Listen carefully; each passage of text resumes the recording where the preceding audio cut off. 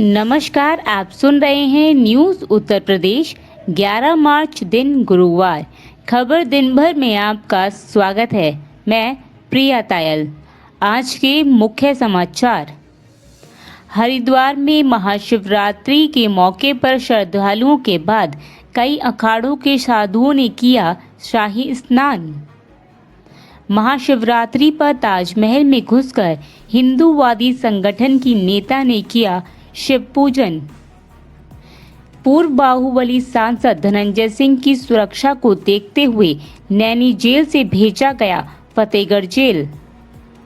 नोएडा में खुल सकती है मुंबई की मशहूर यूनिवर्सिटी, यमुना प्राधिकरण से मांगी जमीन।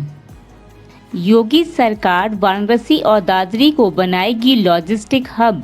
यूपी को देश और दुनिया में मिलेगी पहचान। अब खबरें विस्तार से।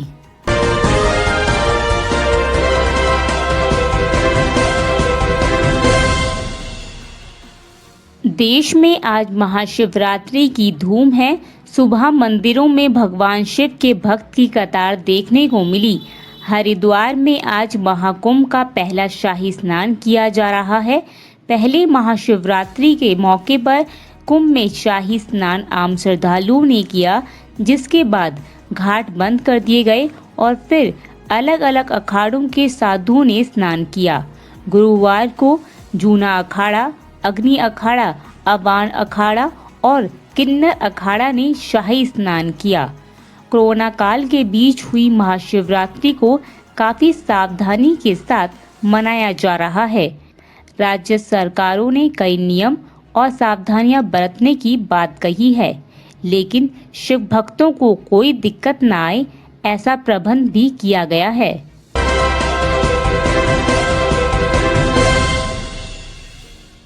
महाशिवरात्रि के मौके पर एक हिंदूवादी संगठन ने ताजमहल में घुसकर शिव पूजन किया। इस घटना के बाद सीआईएसएफ ने हिंदूवादी संगठन की नेता को हिरासत में ले लिया और ताजगंज पुलिस के हवाले कर दिया। घटना की जानकारी जब संगठन को मिली तो वो थाने पहुंच गए और महिला नेता को रिहा करने की मांग करने लगे। गुरुवार सुबह अखिल भारतीय हिंदू महासभा की प्रांत अध्यक्ष मीना दिवाकर ताजमहल के अंदर गईं और मुख्य गुंबद के सामने जाकर शिव स्रोत का पाठ करना शुरू कर दिया। जैसे ही मामला सीआईएसएफ के जवानों के संज्ञान में आया तो उन्होंने मीना दिवाकर को हिरासत में ले लिया।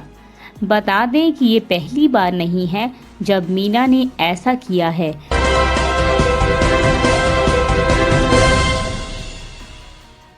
पूर्व ब्लॉक प्रमुख अजीत सिंह हत्याकांड में साजिश रचने के आरोपी पूर्व सांसद धनंजय सिंह को प्रयागराज की नैनी सेंट्रल जेल से फतेहगढ़ जेल शिफ्ट कर दिया गया है। बाहुबली धनंजय सिंह को शासन के आदेश के बाद गुरुवार को कड़ी सुरक्षा व्यवस्था के बीच फारुखाबाद जिले की फतेहगढ़ सेंट्रल जेल भेज दिया गया। ऐसा माना जा रहा है कि यूपी सरकार ने पूर्वांचल के माफिया का नैनी सेंट्रल जेल से तबादला जेल प्रशासन की गोपनीय रिपोर्ट के आधार पर किया है। साथ ही धनंजय सिंह की ओर से नैनी जेल में जान का खतरा बताए जाने के बाद जेल बदलने का निर्णय भी लिया गया है।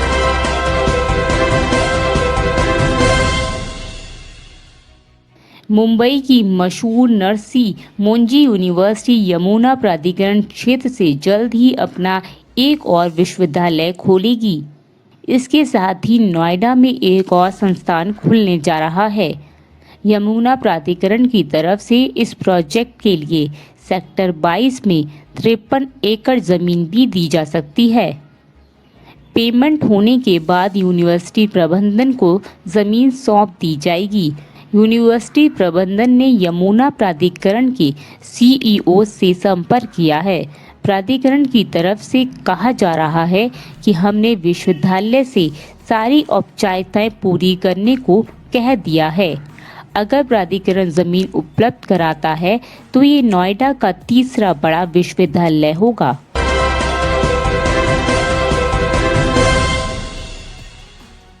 यूपी को देश और दुनिया में नई पहचान दिलाने में जुटी योगी सरकार अब नोएडा के दादरी को देश का लॉजिस्टिक हब बनाने के प्रयास में है। इसके लिए दादरी और वाराणसी में multi modal logistic transport hub की स्थापना करने जा रही है। ईस्टर्न और वेस्टर्न डेडिकेटेड फ्रेट कॉरिडोर की बाधाओं को भी सरकार तेजी से दूर करने का काम कर रही है। सरकार का मानना है कि ये मुहिम उत्तर प्रदेश को देश और दुनिया के बाजार में नई पहचान दिलाने में काफी मददगार साबित होगी। पिछले दिनों पीएम मोदी की अध्यक्षता में हुई नीति आयोग की बैठक में भी सीएम योगी आदित्यनाथ ने इसका जिक्र करते हुए अधिकारियों से इस पर रायशुमारी की थी। इस बुलेटिन में इतना ही। अगली मुलाकात होगी कल। नमस्कार।